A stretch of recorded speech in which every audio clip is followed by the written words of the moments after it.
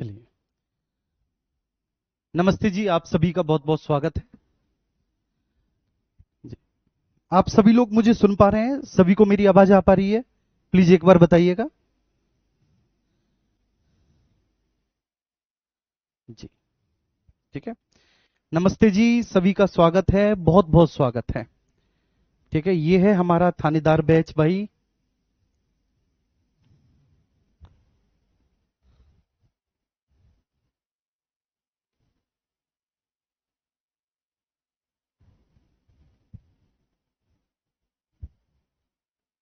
थानेदार बैच, और ये है भाई आपका यूपी एसआई के लिए, दरोगा बनने के लिए है मेरे भाई। ठीक है जी, तो स्वागत है सभी का, बहुत बहुत स्वागत है। और उम्मीद करता हूं कि आप सब बहुत अच्छे होंगे, बहुत शानदार होंगे, फर्स्ट क्लास होंगे, जबरदस्त होंगे, एकदम जिंदाबाद होंगे सभी लोग, है ना? सभी लोगों का स्वागत है बहुत बहुत।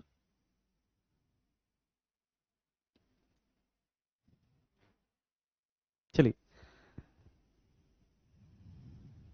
जी, मेरी आवाज बहुत अच्छे से आ पा रही है ना जी? सब कुछ बहुत बढ़िया है बच्चे। आज हम स्टार्ट करने जा रहे हैं संघीय कार्यपालिका।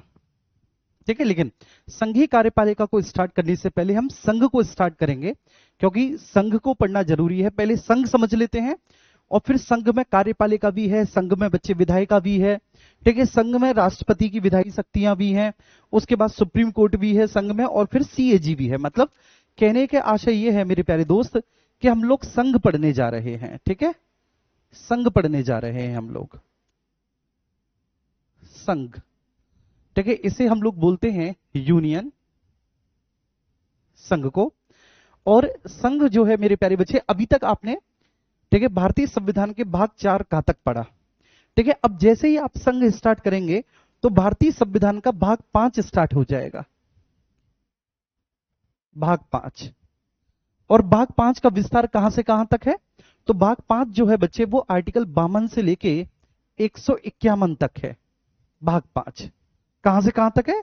52 से लेके 151 तक। अब आप बहुत ईमानदारी से इस बात को समझ सकते हैं, और आपको बहुत अच्छे से ये बात पता भी होगी कि आर्टिकल 1 से लेके और आर्टिकल 51 ए तक आपको हर एक आर्टिकल बिल्कुल मुंह जवानी याद हो गया होगा।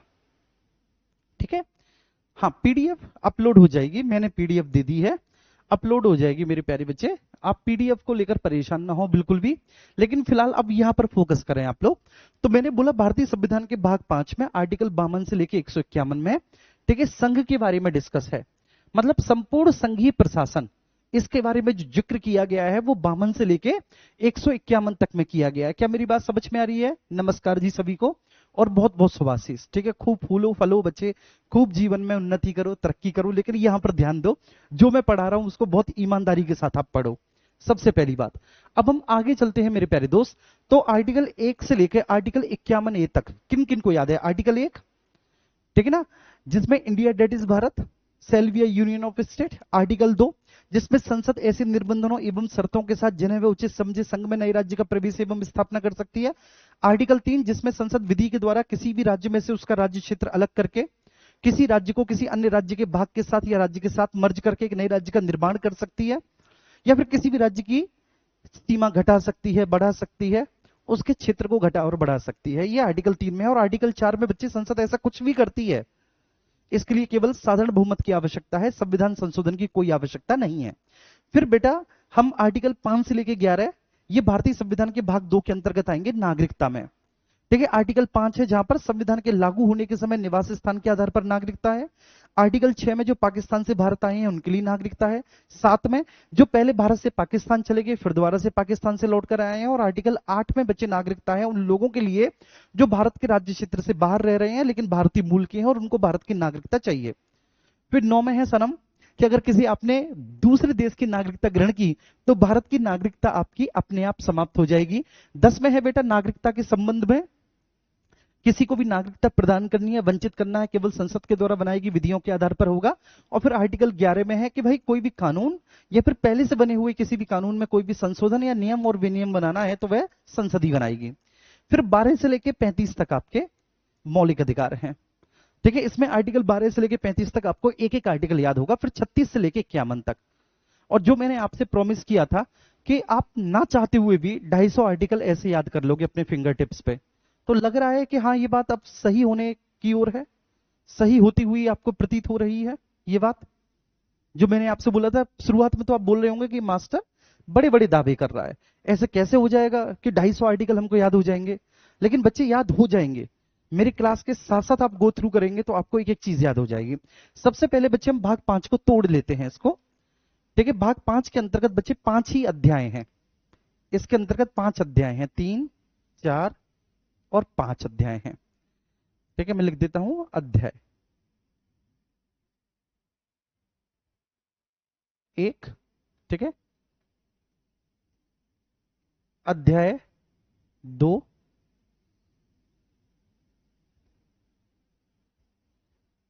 अध्याय 3, अध्याय 4 और आपका अध्याय 5, है ना, 5 अध्याय हैं। अब इसमें से मेरे प्यारे दोस्त जो सबसे पहला अध्याय है, ठीक है, अध्याय 1, यह है संघ की कार्यपालिका। ठीक है, समझना क्या है बच्चे, यूनियन एग्जीक्यूटिव, संघीय कार्यपालिका।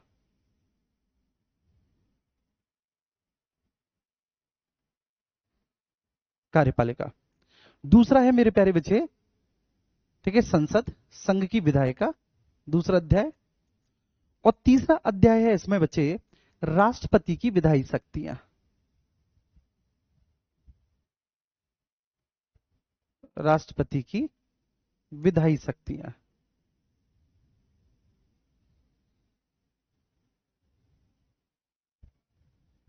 विधायी शक्तियां, ये तीसरा अध्याय है, ठीक है ना, legislative power of the president. फिर जो चौथा अध्याय है बच्चे वह है सुप्रीम कोर्ट, ये चौथा अध्याय है आपका। और जो पांचवा अध्याय है वह है comptroller and auditor general of India. इतना याद कर लोगे बच्चे आप लोग। पहला अध्याय संघीय कार्यपालिका, दूसरा संसद, तीसरा राष्ट्रपति की विधायी शक्तियां, चौथा सुप्रीम कोर्ट और पांचवा अध्याय है सीएजी। अब ये जो संघीय कार्यपालिका है, संघीय कार्यपालिका का विस्तार है आर्टिकल 52 से, क्योंकि 52 से स्टार्ट हो रहा है ना ये भाग 5, तो 52 से लेकर आर्टिकल 78 तक ये है बच्चे आपका संघीय कार्यपालिका। फिर संसद है आर्टिकल 79 से 122 तक संसद है। राष्ट्रपति की विधायी शक्तियां आर्टिकल 123 में है, और आर्टिकल 124 से 147 तक आपका सुप्रीम कोर्ट है। और फिर मेरे प्यारे दोस्त 148 से 151 तक आपका सीएजी है। ठीक है, इतना है आपका।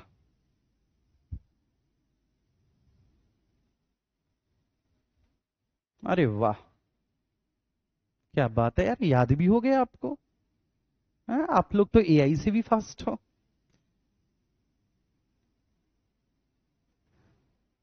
जी,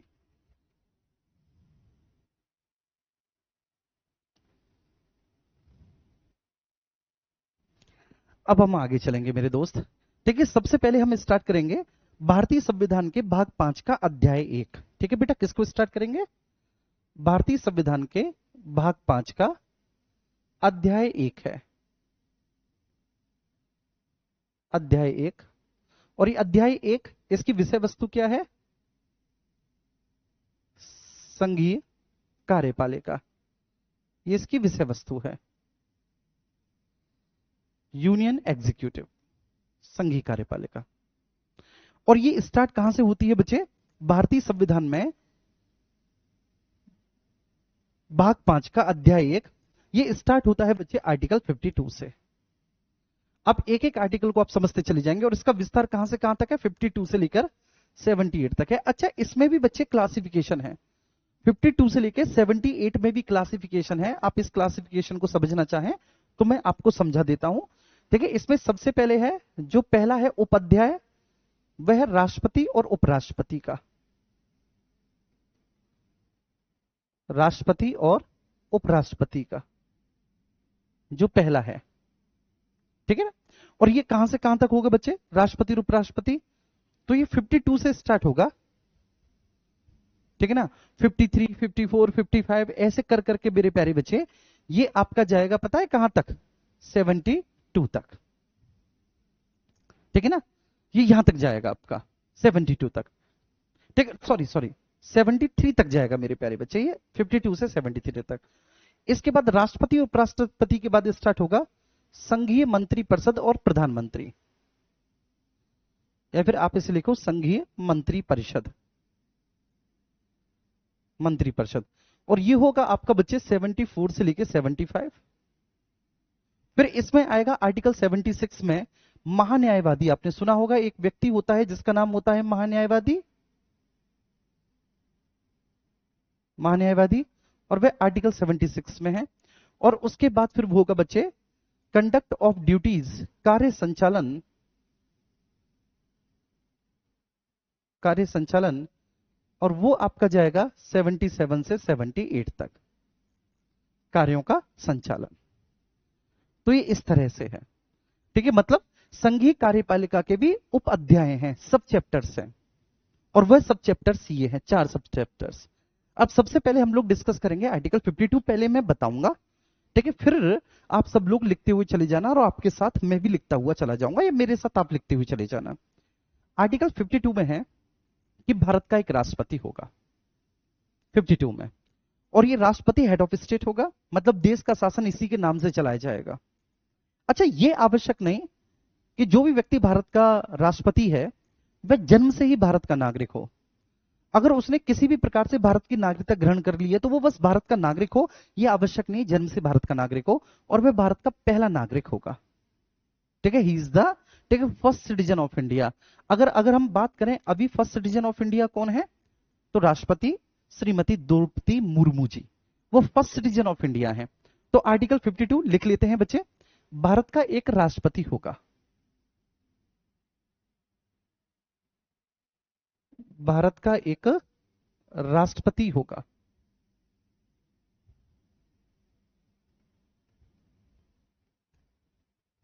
होगा, ठीक है ना बच्चे, वह राज्याध्यक्ष होगा, राज्याध्यक्ष होगा वह, ठीक है, और संघीय शासन की समस्त शक्तियां उसी के नाम से प्रशासित होंगी, संघीय प्रशासन मुखिया,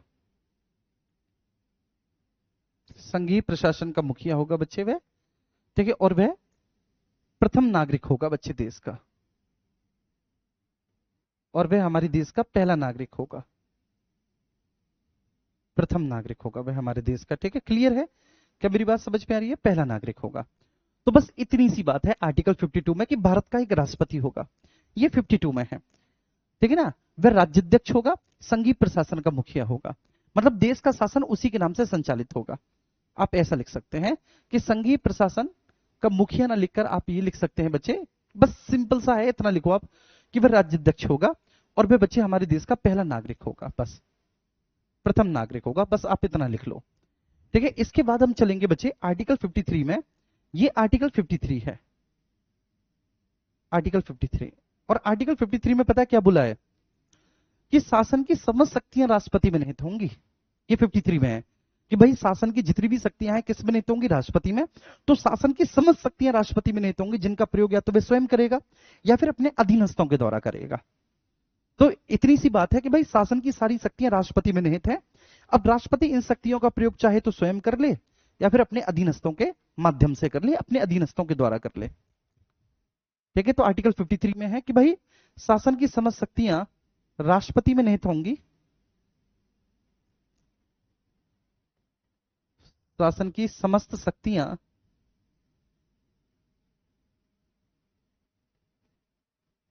राष्ट्रपति में निहित होंगी,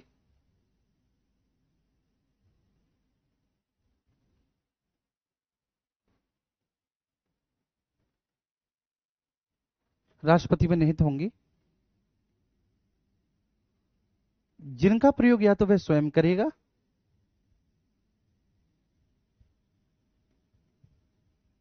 प्रयोग, या तो वह स्वयं करेगा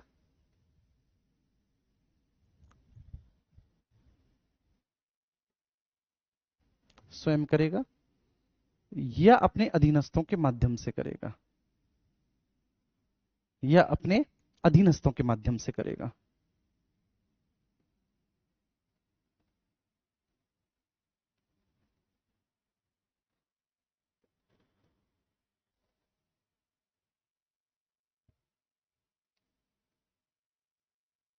माध्यम से करेगा।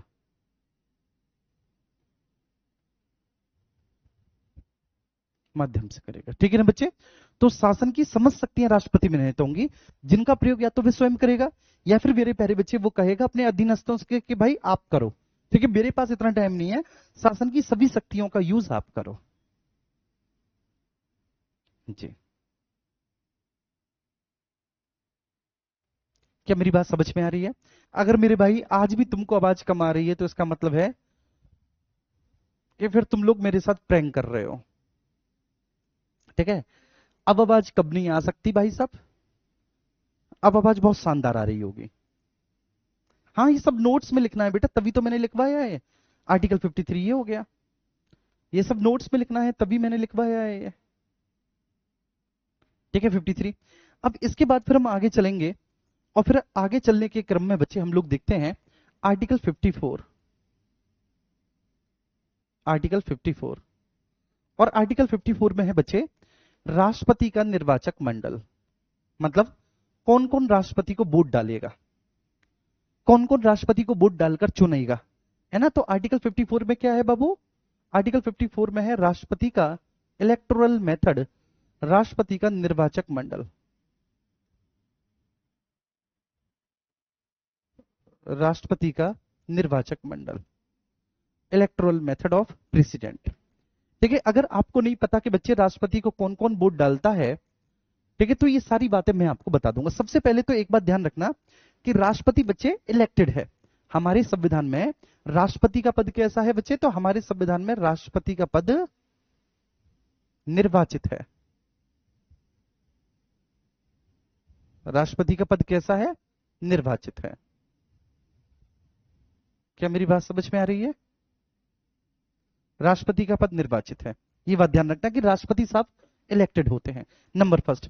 अब बच्चे उनका इलेक्शन कैसा होगा? जनता के द्वारा डायरेक्ट होगा या फिर जनता अपने प्रतिनिधियों को चुनेगी और वो प्रतिनिधि राष्ट्रपति को चुनेंगे, ठीक है। तो उनका कैसे होगा बच्चे? क्या डायरेक्ट होगा या फिर इनडायरेक्ट होगा? तो आप कहेंगे बच्चे अप्रत्यक्ष निर्वाचन होता है। राष्ट्रपति का निर्वाचन कैसा होता है? अप्रत्यक्ष निर्वाचन।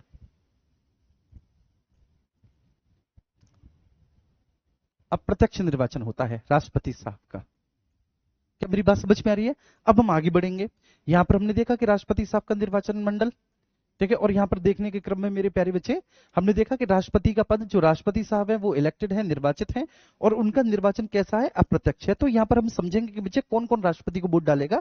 तो प्रेसिडेंट साहब का जो इलेक्टोरल कॉलेज है, ठीक है, इलेक्टोरल कॉलेज है, उसमें वोट कौन कौन डालेगा और प्लस कौन कौन वोट नहीं डालेगा, दोनों चीजें देखेंगे। तो सबसे पहले लोकसभा, ठीक है, लोकसभा के जितने भी निर्वाचित सदस्य हैं वह वोट डालेंगे। इसके साथ साथ राज्यसभा के जितने भी निर्वाचित सदस्य हैं वह भी वोट डालेंगे, ठीक है। और जो राज्यों की विधानसभा है, राज्यों की विधानसभाओं के सभी इलेक्टेड मेंबर्स वोट डालेंगे। ये ध्यान रखना, इन सभी के इलेक्टेड मेंबर्स ही वोट डालेंगे,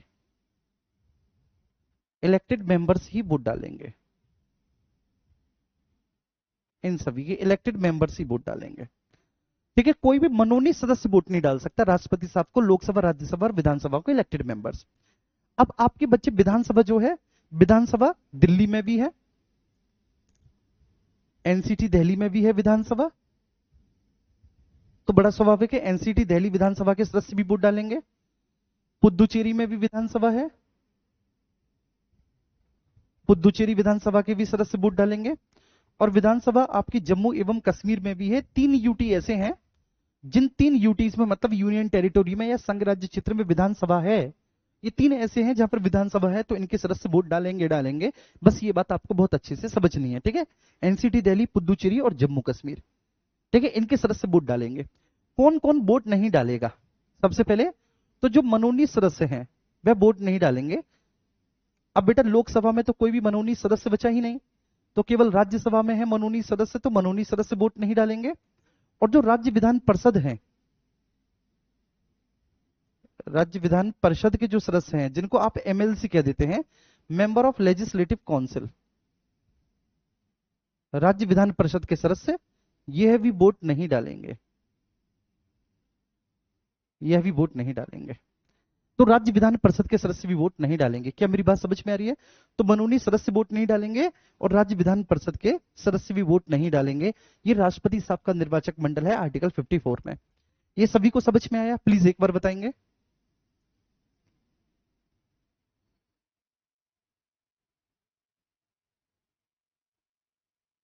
बहुत अच्छे, अरे वाह। अब इसके बाद फिर नेक्स्ट आगे चलते हैं और आगे है बच्चे आर्टिकल 55। आर्टिकल 55, आर्टिकल 55 में इलेक्टोरल मेथड ऑफ प्रेसिडेंट, राष्ट्रपति साहब की निर्वाचन पद्धति, राष्ट्रपति की निर्वाचन पद्धति।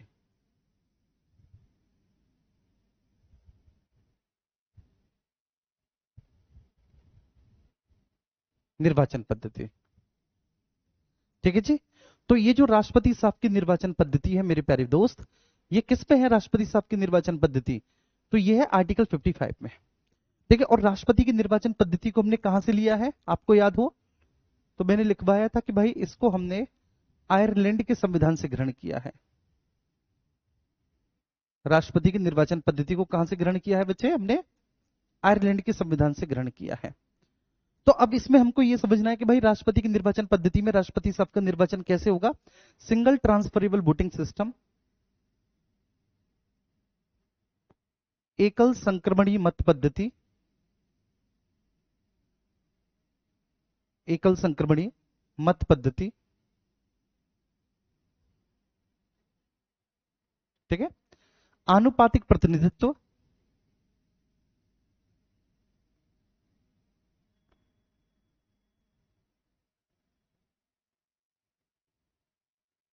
प्रतिनिधित्व, अप्रत्यक्ष निर्वाचन,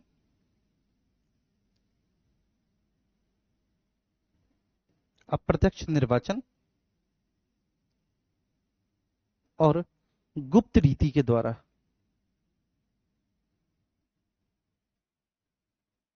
गुप्त रीति के द्वारा राष्ट्रपति साहब का निर्वाचन होगा, ठीक है। तो जो राष्ट्रपति साहब का निर्वाचन होगा वह एकल संक्रमणीय मत पद्धति, आनुपातिक प्रतिनिधित्व, अप्रत्यक्ष निर्वाचन और गुप्त रीति के माध्यम से बच्चे होगा। क्या मेरी बात समझ में आ रही है सभी को? हाँ या ना, प्लीज एक बार बताएंगे। बोलो मेरे दोस्त, समझ में आ रहा है ना? और ये इस प्रोसेस को हमने कहां से लिया है? इस प्रोसेस को बच्चे हमने आयरलैंड के संविधान से ग्रहण किया है। तो राष्ट्रपति साहब की निर्वाचन पद्धति ये है,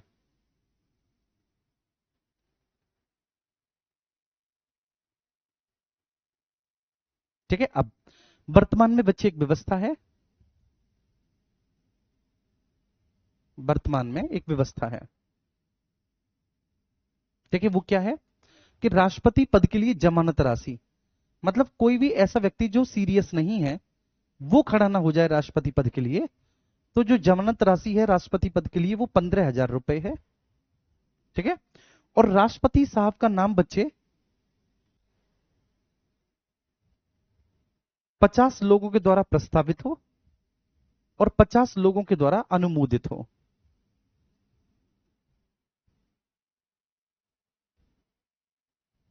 50 लोगों के द्वारा प्रस्तावित हो, 50 लोगों के द्वारा अनुमोदित हो। पहले राष्ट्रपति साहब के लिए जमानत राशि केवल 2,500 रुपए थी, ठीक है। फिर बढ़ाया गया और 2,500 से बढ़ाकर इसको 15,000 किया गया बच्चे, है ना। और पहले प्रस्तावक केवल 10 थे, अनुमोदक भी 10 थे, फिर 20 किए, लेकिन अब फाइनली 10 प्रस्तावक की जगह 50, मतलब अब ठीक है प्रस्तावक और अनुमोदक दोनों बढ़ाकर 50-50 कर दिए गए हैं। प्रस्तावक भी 50 और अनुमोदक भी 50। अच्छा, ये कब से किया गया है? अगर आप मुझसे पढ़े हैं पहले कभी भी पॉलिटी और आप रिवीजन करने के लिए इस बैच में हैं तो मुझे बता देंगे कि इस व्यवस्था को हमने कब से शामिल किया है, जल्दी से बताएंगे।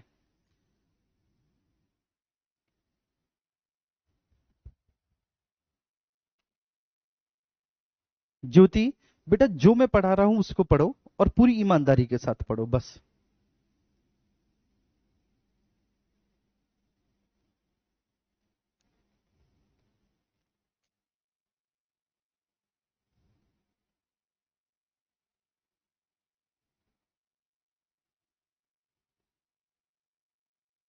चलो, अनुराग कुमार हैं, कुमारी अंजलि भी हैं,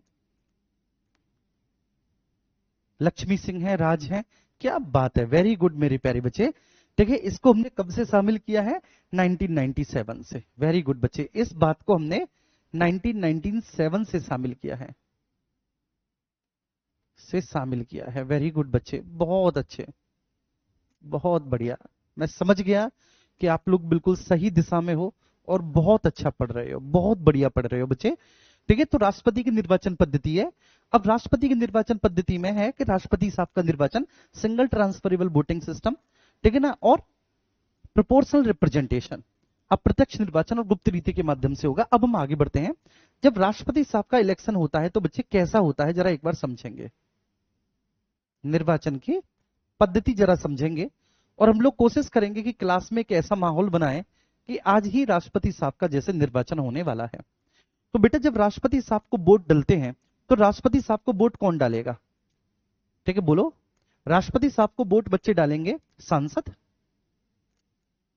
ठीक है, सांसद का मतलब है लोकसभा और राज्यसभा के सदस्य। तो सांसद में भी दो प्रकार के सांसद हैं, लोकसभा और राज्यसभा। ठीक है, और दूसरा, राष्ट्रपति साहब को वोट डालेंगे बच्चे विधायक। विधायक, और विधायक भी मेरे प्यारे बच्चे अलग अलग स्टेट के हैं, अलग अलग स्टेट के हैं। ठीक है, state A, state B and so on, ऐसे करके। तो इसमें होता क्या है बच्चे कि जब राष्ट्रपति साहब को वोट डलते हैं तो हम दो चीजें ज्ञात करते हैं। एक तो हम राष्ट्रपति साहब को डलने वाले वोटों का मूल्य ज्ञात करते हैं, जो भी राष्ट्रपति साहब को वोट डल रहे हैं बच्चे, तो एक तो हम ज्ञात करेंगे वोटों की वैल्यू। एक तो हम यहां पर ज्ञात करते हैं बच्चे क्या? वोटों की वैल्यू, वैल्यू। और दूसरा, वोटों की संख्या, वोटों की संख्या। ठीक है ना, तो वोटों की वैल्यू और वोटों की संख्या दोनों ज्ञात करते हैं जो राष्ट्रपति साहब को। अच्छा, कौन सा व्यक्ति राष्ट्रपति बनेगा? जैसे मान के चलिए दो उम्मीदवार खड़े हुए, तो कौन बनेगा राष्ट्रपति? जिसको सबसे ज्यादा वोट मिले हो वो बन जाएगा? नहीं बच्चे, ठीक है ना। जैसे मान के चलिए कि राष्ट्रपति के निर्वाचन में बच्चे first pass the post system नहीं है, first pass the post system नहीं है। अब आप पूछेंगे कि सर ये first pass the post system क्या होता है? तो भाई मैं कहूंगा कि first pass the post system का मतलब ये होता है कि जैसे मान के चलिए तीन लोग खड़े हुए, तो जिसको सबसे ज्यादा वोट मिले वो जीत गया, चाहे एक वोट फालतू मिला। और आपने देखा होगा गांव की प्रधानी में ऐसा भी हो जाता है कि केवल एक ही वोट से व्यक्ति जीत जाता है, और जो हारता है एक वोट से, फिर वो अपने रिश्तेदारों को या अपने, ठीक है ना, जो आसपास के लोग हैं जो वोट डालने नहीं आए थे किसी भी कारण बस, फिर वो उनसे गुस्सा करता है, अगर तू आ जाता तो भाई मैं जीत जाता। मेरी बात समझ में आ रही है? तो मतलब विधायक हो या फिर सांसद हो लोकसभा के, तो वो किस प्रकार से जीतते हैं कि भैया जिसको भी सबसे ज्यादा वोट मिले वो जीतता है। इसको कहते हैं फर्स्ट पास दी पोस्ट सिस्टम। राष्ट्रपति के चुनाव में ये नहीं है। राष्ट्रपति के चुनाव में यह है बच्चे कि जिसको भी वैलिड वोट्स का, जो वैलिड वोट्स हैं, जिसको भी सबसे पहले वैलिड वोट्स का 50% +1 मिल जाएगा, वह चुनाव जीत जाएगा। जिसको भी वैलिड वोट का 50% +1 मिल जाएगा वो चुनाव जीत जाएगा। अभी आपके कुछ समझ में नहीं आ रहा होगा, कोई बात नहीं, डोंट वरी, मैं सारी चीजें बताऊंगा। तो राष्ट्रपति साहब की निर्वाचन पद्धति में सांसद और विधायक वोट डालते हैं, सांसद लोकसभा राज्यसभा के। तो बच्चे, सांसद चाहे लोकसभा का हो राज्यसभा का हो, ठीक है, इन सभी की वोट की वैल्यू समान है। ठीक है ना, इन सभी की जो वोट की वैल्यू है, सभी के वोट की वैल्यू इक्वल है। ठीक है ना, इक्वल है, चाहे वे लोकसभा से हो चाहे वे राज्यसभा से हो, तो सभी की वोट की वैल्यू बेटा इक्वल है यहां पर, लोकसभा से राज्यसभा से किसी भी हो। लेकिन यहां पर बच्चे डिफरेंट डिफरेंट स्टेट्स के आधार पर वोट वैल्यू अनइक्वल है। यहां पर जो वोट की वैल्यू है वह अनइक्वल है, अनइक्वल है, वोट की वैल्यू यहां पर समान नहीं है, राज्यवार उनमें अंतर है। अब हम यहां पर देखेंगे साहब कि एक सांसद के, समझना बच्चे, अब यहां पर हम देखेंगे कि एक सांसद के वोट का वैल्यू कितना होगा। उससे पहले हम जान लेते हैं कि एक विधायक के वोट का वैल्यू कितना होगा। तो जब आप किसी भी एक विधायक के वोट का वैल्यू निकालें तो आप क्या करेंगे कि ऊपर लिख देंगे राज्य की जनसंख्या, उस राज्य की जनसंख्या। तो उत्तर प्रदेश की जनसंख्या 20 करोड़ है, मोटा मोटी मान के चल रहे हैं, तो 20 करोड़ ऊपर लिख दो। ठीक है, लिखो आप लोग 20 करोड़ ऊपर।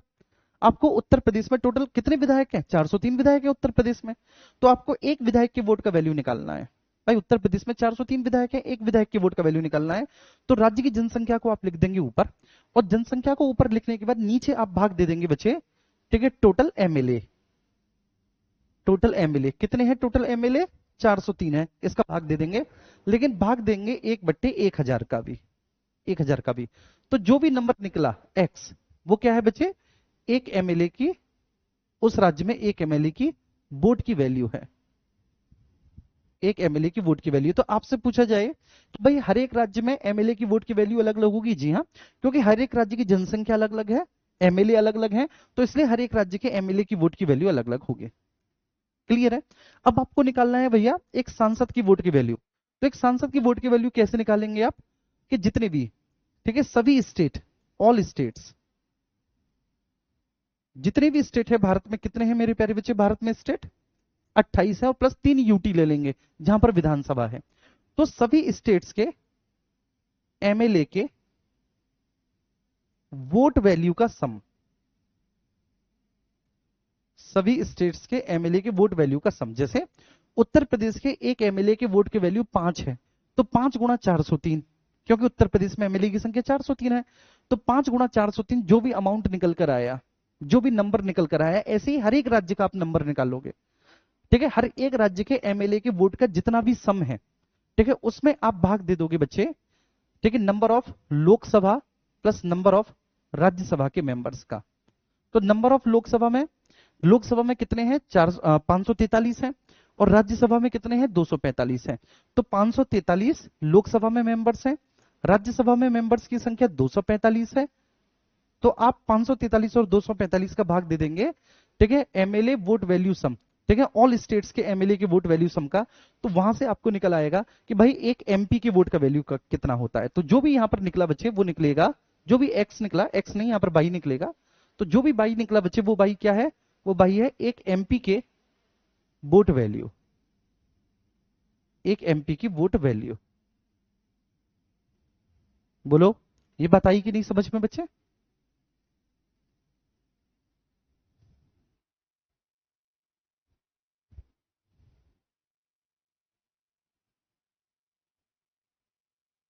ठीक है, बहुत सिंपल सा फिनोमेना है कि नहीं? आप निकाल लो ऐसे करके। ठीक है, तो दोनों चीज हम वैल्यू भी निकालते हैं और संख्या भी निकालते हैं। और जीतेगा कौन बच्चे? जीतेगा वही जिसको वैलिड वोट्स का 50% प्लस 1 प्राप्त होगा, ठीक है, वही जीतेगा। ये आर्टिकल 55 में है। अब इसके बाद मेरे प्यारे दोस्त आर्टिकल 56 में चलते हैं। आर्टिकल 56, आर्टिकल 56 में है राष्ट्रपति साहब का कार्यकाल। कार्यकाल, और बोला है कार्यकाल में कि भाई वे पद ग्रहण की तारीख से 5 वर्ष की अवधि तक पद धारण करेंगे। ठीक है जी, वे पद ग्रहण की तारीख से 5 वर्ष की अवधि तक पद धारण करेंगे। मतलब आज अगर वे पद पर बैठे हैं, तो आज पद पर बैठने के बाद आगे आने वाले 5 साल तक वे अपने पद पर बने रहेंगे। ठीक है, अब यहां पर यह सवाल आता है कि भैया वे पहले पद नहीं त्याग सकते? अगर मान के चलिए कि उनको दिक्कत है किसी भी तरह की, ठीक, उनका मन नहीं लग रहा, तो वो पद नहीं त्याग सकते? त्याग सकते हैं। ठीक, वो पहले भी त्याग पत्र देकर अपना पद त्याग सकते हैं, लेकिन त्याग पत्र वे उपराष्ट्रपति को देंगे और अपना पद त्याग देंगे। लेकिन अगर मान के चलिए कि वो कुछ ऐसा कर रहे हैं, ठीक है, जो संविधान के अगेंस्ट हो, तो क्या उनको हटाया नहीं जा सकता? जी हाँ, हटाया भी जा सकता है, उनको हटाया भी जा सकता है। तो आर्टिकल 56 में सबसे पहली बार महाभियोग शब्द आया है, लेकिन ये जो महाभियोग की पूरी प्रक्रिया है ये आर्टिकल 61 में दे रखी है। ठीक है ना? तो आर्टिकल 56 में क्या है बच्चे? 56 में है कि वह पद ग्रहण की तारीख से, पद ग्रहण की तारीख से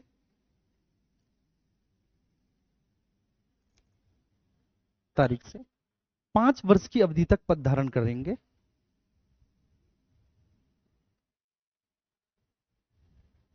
5 वर्ष की अवधि तक पद धारण करते हैं।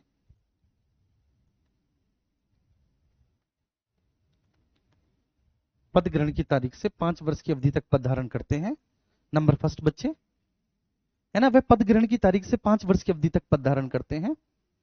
और इसके अलावा बच्चे वह उपराष्ट्रपति को संबोधित अपने हस्ताक्षर सहित लेख के द्वारा,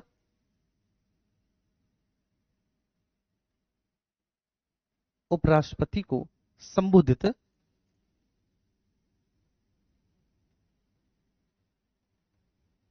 अपने हस्ताक्षर सहित लेख के द्वारा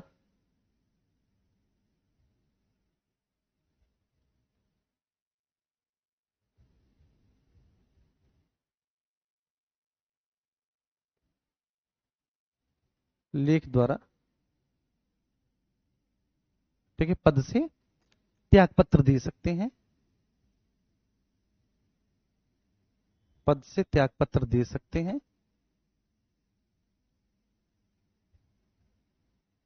सकते हैं, और उन्हें महाभियोग के द्वारा, ठीक है ना, महाभियोग के द्वारा हटाया भी जा सकता है।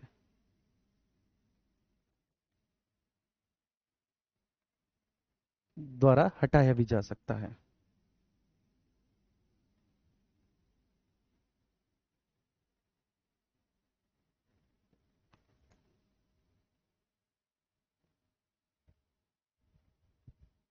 महाभियोग के द्वारा उनको हटाया भी जा सकता है।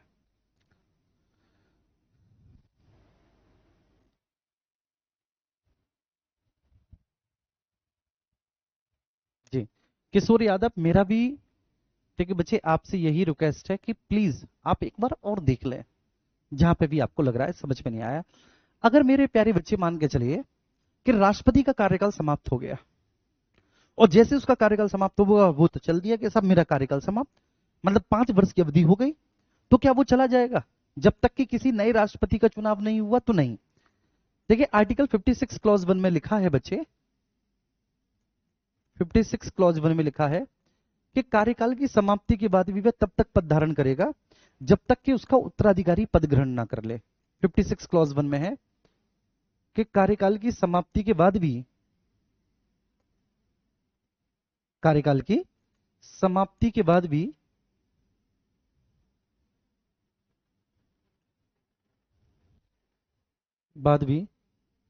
वह तब तक पद धारण करता है,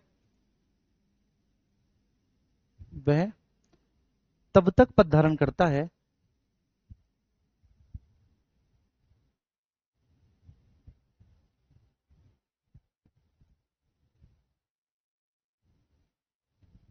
पद धारण करता है जब तक कि उसका उत्तराधिकारी पद ग्रहण ना कर ले। जब तक कि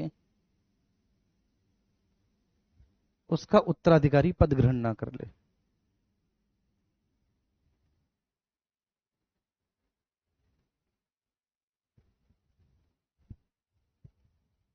पद ग्रहण ना कर ले।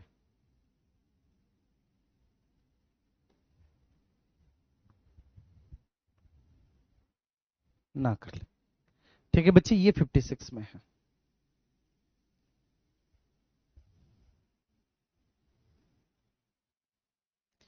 ठीक है, मुझे खुद नहीं पता चलता टाइम का इस क्लास में। चलो एक बार बताएंगे, समझ में आया ना बच्चे?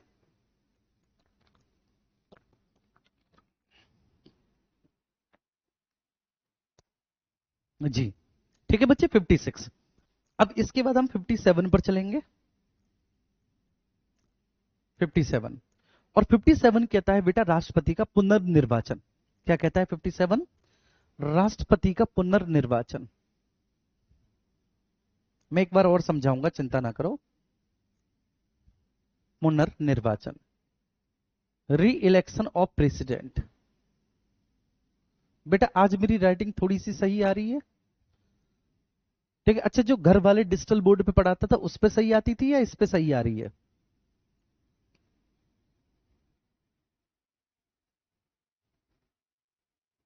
ठीक है, क्लैरिटी भी अच्छी होगी।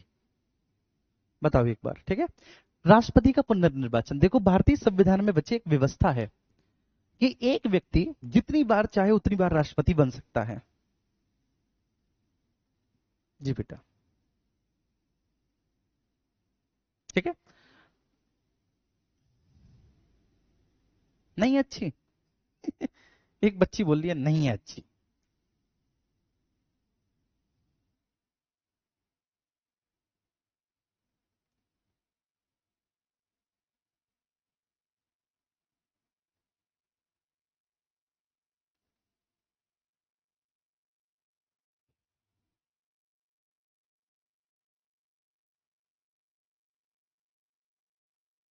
चलिए, writing is very very poor. अरे यार इतनी बेइज्जती। राष्ट्रपति का पुनर्निर्वाचन। अब ये जो राष्ट्रपति का पुनर्निर्वाचन है बच्चे, तो इसको समझना है, ये क्या बोलता है। ये बोलता है कि हमारे यहाँ कोई मैक्सिमम वो नहीं है, बाउंडेशन, कि एक व्यक्ति जितनी बार चाहे उतनी बार राष्ट्रपति बन सकता है। ठीक है, तो राष्ट्रपति का पुनर्निर्वाचन का मतलब है बच्चे कि एक व्यक्ति, कोई बाउंडेशन नहीं है, एक व्यक्ति, ठीक है ना, 5-5 वर्ष के अंतराल पर, 5-5 वर्ष के अंतराल पर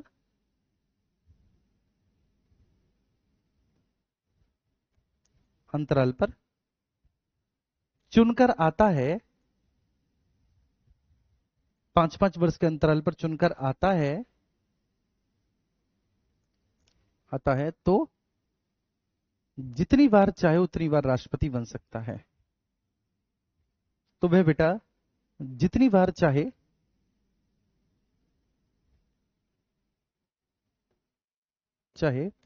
राष्ट्रपति बन सकता है,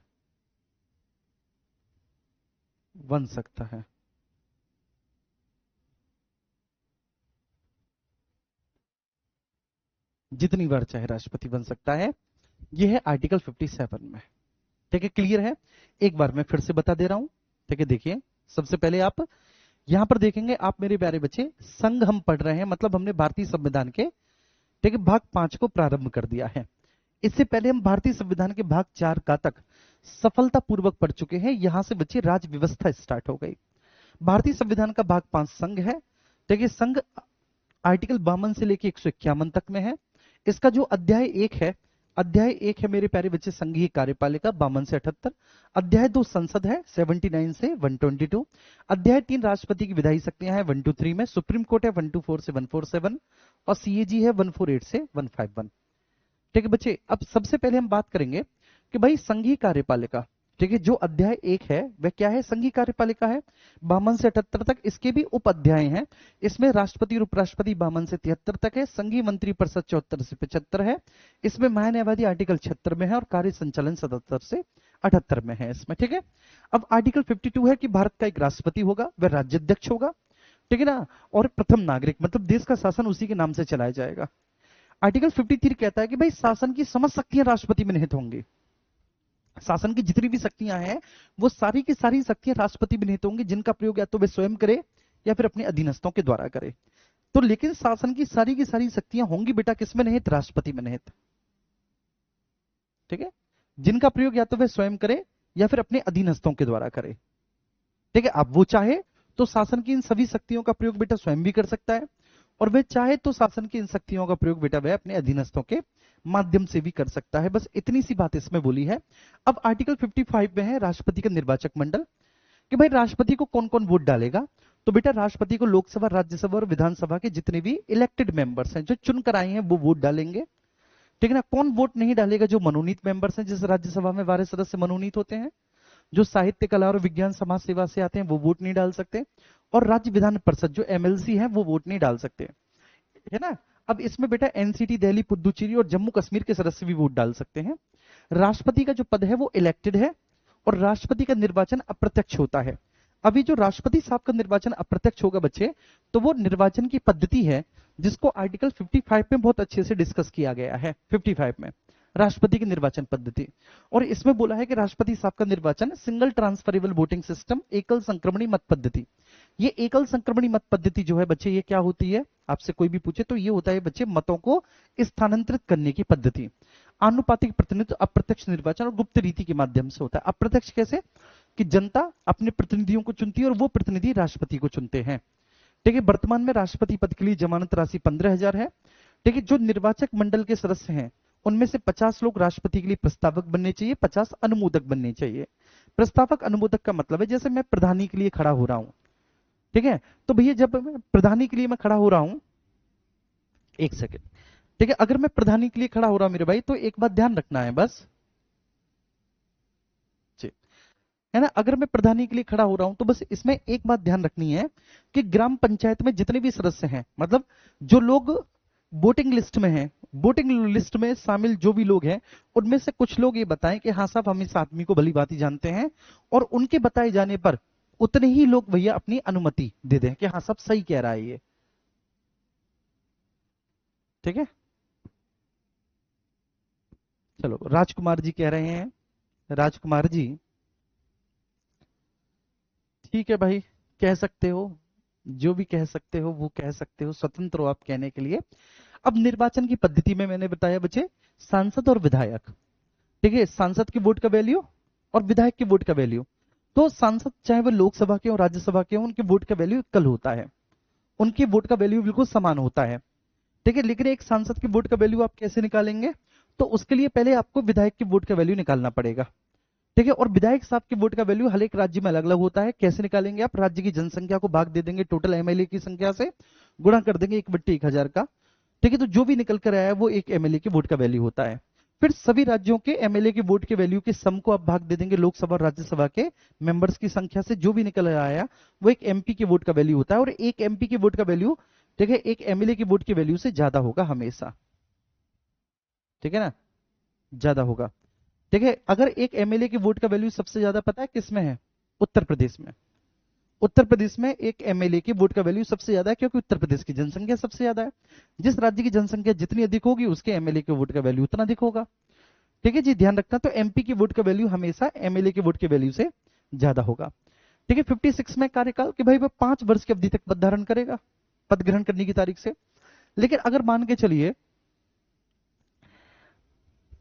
कि उसका मन करे बीच में कि भाई मैं तो पद छोड़ रहा हूं, मुझसे नहीं संभाला जा रहा, ठीक है, तो वो त्यागपत्र दे सकता है उपराष्ट्रपति को संबोधित अपने हस्ताक्षर सहित लेख के द्वारा, और उसे महाभियोग के द्वारा भी हटाया जा सकता है। तो महाभियोग शब्द सबसे पहली बार यहां आया है, लेकिन महाभियोग की जो प्रक्रिया का वर्णन किया है वह आर्टिकल 61 में किया है, उसकी प्रक्रिया का वर्णन।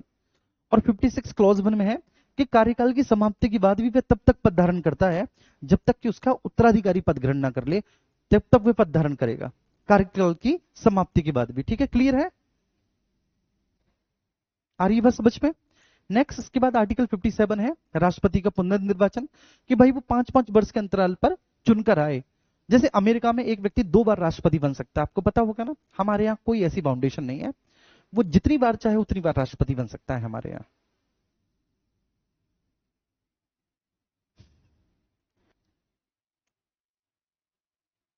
फिफ्टी सेवन में ये है। ठीक है, अब मैं 58 पढ़ा था आपको, लेकिन समय हो गया, कोई बात नहीं, फिर कल हम मिलेंगे।